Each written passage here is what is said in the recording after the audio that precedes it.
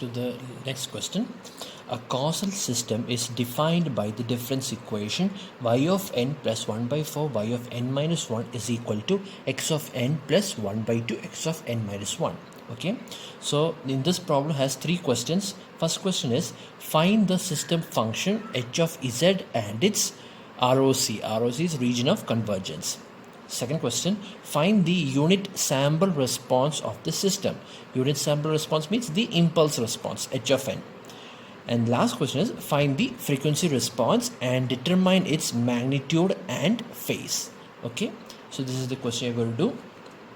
So first let me write the question. Given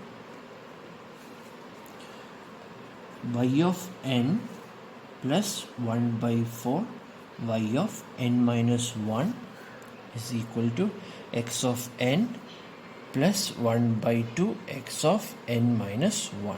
Okay, so before continuing this problem, I want you all to pause this video and do this problem by yourself. Okay, and then you can compare the answer at the end. All right, so now I'm going to apply Z transform to the above equation.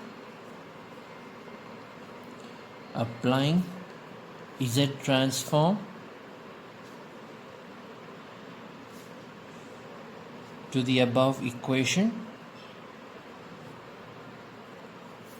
So therefore the Z transform of y of n is y of z plus 1 by 4. The Z transform of y of n minus 1 is z raised to minus 1 y of z plus y of minus 1 is equal to the Z transform of x of n is x of z plus 1 by 2 into the Z transform of x of n minus 1 is z raised to minus 1 x of z plus x of minus 1. Okay, x of minus 1, right? So here the no initial conditions are given in the question, so therefore you can consider all initial conditions equal to 0. Therefore the equation will become y of z plus 1 by 4 z inverse y of z is equal to, this is 0, this becomes 0, so is equal to x of z plus 1 by 2 z inverse of x of z plus 0 over here, right? So this is the equation. Now I'm going to take y of z, x of z common, so therefore it becomes y of z into 1 plus 1 by 4 z inverse is equal to x of z common 1 plus 1 by 2 z inverse. Okay, this is what you get. So therefore y of z by x of z, y of z by x of z is equal to 1 plus 1 by 2 z inverse by 1 plus 1 by 4 z inverse. Okay, so maybe I can take this z inverse, I can change this into negative positive powers of z, right? These are all in negative powers of z, so I want to make this all into positive powers of z. So I will multiply both the numerator denominator with z, right? Z inverse, so I will remove the z inverse, so I will multiply both the numerator and denominator with z. So this will become z plus 1 by 2 by z plus 1 by 4. Therefore y of z by x of z is nothing but h of z, right? H of z is equal to z plus 1 by 2 by z plus 1 by 4, right? So you will find h of z. So one thing you need to understand, that even when you are going to find the value of h of z, you should consider all the initial conditions equal to 0. Okay, so here luckily they have not given any initial conditions, so you won't be confused. But usually even if they give you the initial conditions of the question also, and when they are asking you to find the value of h of z, do not get confused. To find the value of h of z, you should put all the initial conditions equal to 0. Okay, so h of z is equal to z plus 1 by 2 by z plus 1 by 4. So this is your system function h of z. Okay, so now I found h of z. So now they are asking and find its ROC, right? So ROC. So if you to find the ROC, you should look at the denominator. Here the denominator is given as z plus 1 by 4. That means z is equal to minus 1 by 4, right? Or magnitude of z. Magnitude of z is 1 by 4. So magnitude of z is 1 by mod z is 1 by 4, but I don't know if mod z. So we know that there is a relationship between mod z and 1 by 4, but I don't know if it is greater than 1 by 4 or less than 1 by 4, right? Which means that we have an ROC. I have an ROC, okay, and this ROC has a circle called as mod z 1 by 4. The radius is 1 by 4, okay, 1 by 4.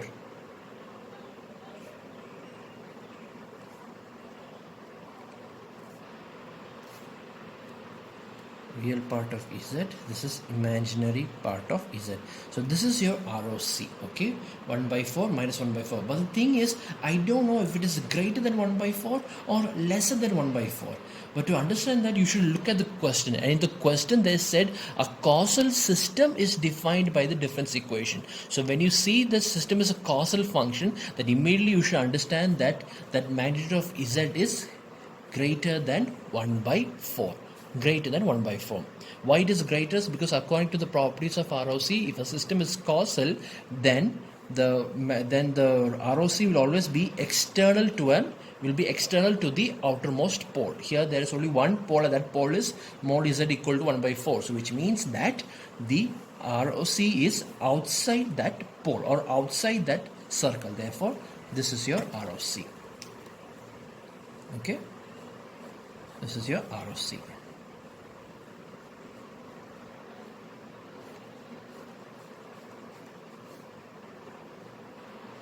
This red shaded region is the ROC of this given question of h of z.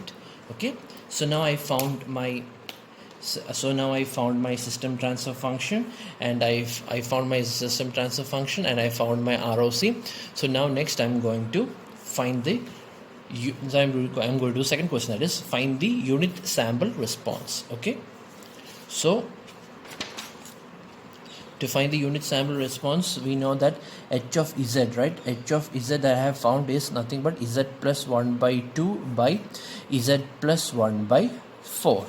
Okay, so now I'm going to apply partial fraction to this, right? But to apply partial fraction, you should understand you don't need to directly apply that partial fraction in this method. You can simply find the inverse directly from here, right? Because here there's only one factor. Basically here is only one factor. So if there's only one factor, I can split this factor into two numerators with this, that is z by z plus 1 by 4 plus, and this is 1 by 2 into 1 by z plus 1 by 4. Okay, so now I can find, so I know the inverse of this, right? This is nothing but z by z plus a, which is minus a raised to n u of n. So I know the inverse of this, but I don't know the inverse of this, right? Here one z is missing, right?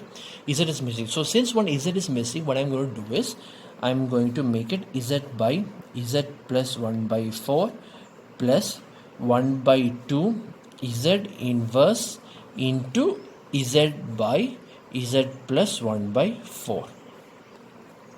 Okay, I mean, because z inverse into z is 1, right? So I make this, split this into z inverse and z, and this z I will give it to this factor, that is, this will become z by z plus 1 by 4.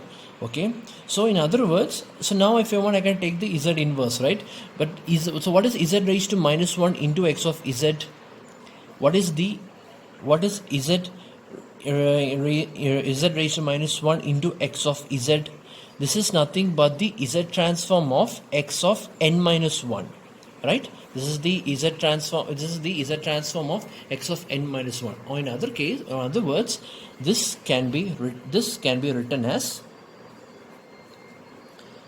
this is nothing but the z transform of minus 1 by 4 raised to n u of n plus 1 by 2, this is z raised to minus 1 into, this is minus z transform of, right? Z transform of minus 1 by 4 raised to n u of n, right? So in other words, your h of n, right? H of n is nothing but minus 1 by 4 raised to n u of n plus 1 by 2 into, this is shifting. Now I am going to shift each of these n into n minus 1, right? So this will become 1 by 2 into minus 1 by 4 raised to n minus 1 u of n minus 1. Okay, so this is your impulse response. Okay, if you want, you can say, you can still apply the partial fraction method that you have did before, but this method is much more easier because here you can finally directly you can write the answers, right? As long as you know that the z transform of x of n minus 1 is equal to z raised to minus 1 x of z. This is the equation that I applied over here. Okay, I applied over here. So therefore this is becomes minus 1 by 4 raised to n minus 1 u of n minus 1, right? This n minus 1 is transferred over here. Okay, so now I found the value of h of n. So now next is I'm going to now the next question is find the frequency response and determine its magnitude and phase. Okay, so that's the next question. So to find the frequency response is very easy. It's very easy. It's h of z is equal to z plus 1 by 2 by z plus 1 by 4. Okay, so to find the frequency response,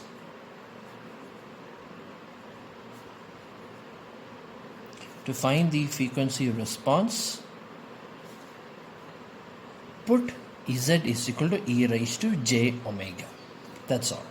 Put z is equal to e raised to j omega. This is called as the frequency response. That is h of e raised to j omega is equal to e raised to j omega plus 1 by 2 by e raised to j omega plus 1 by 4. Okay, this is how we find the frequency response, right? So we know what is e raised to j omega, right? Because e raised to j omega is equal to cos omega plus j sine omega.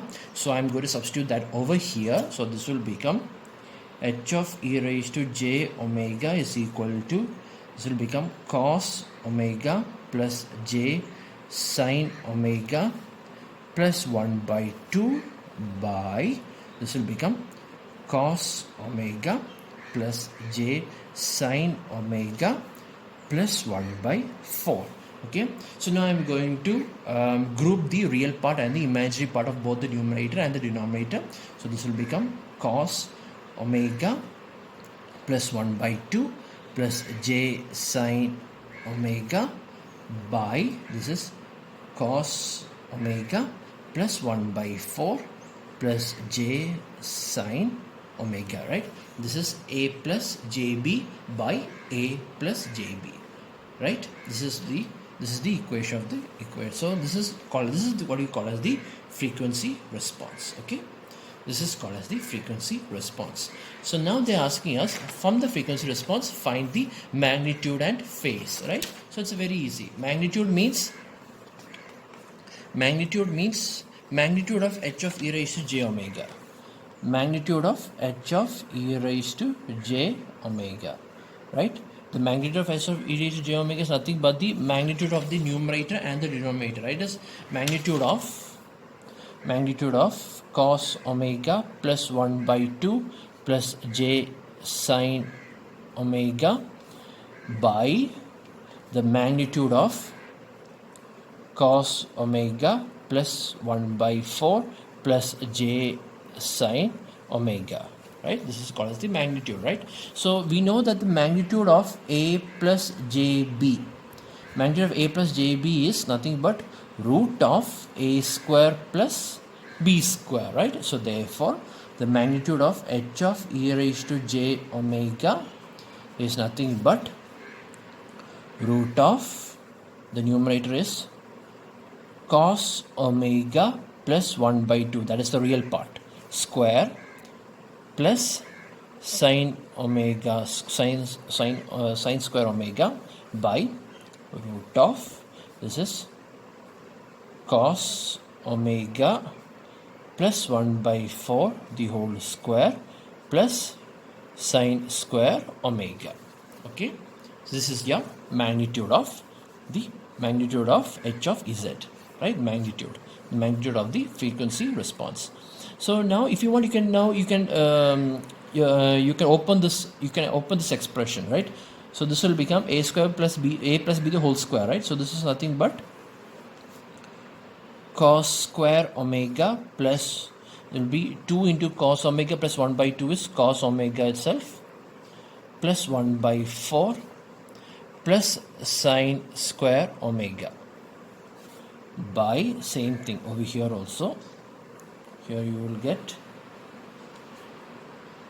cos square omega plus, and here it will be 2 into cos omega into 1 by 4.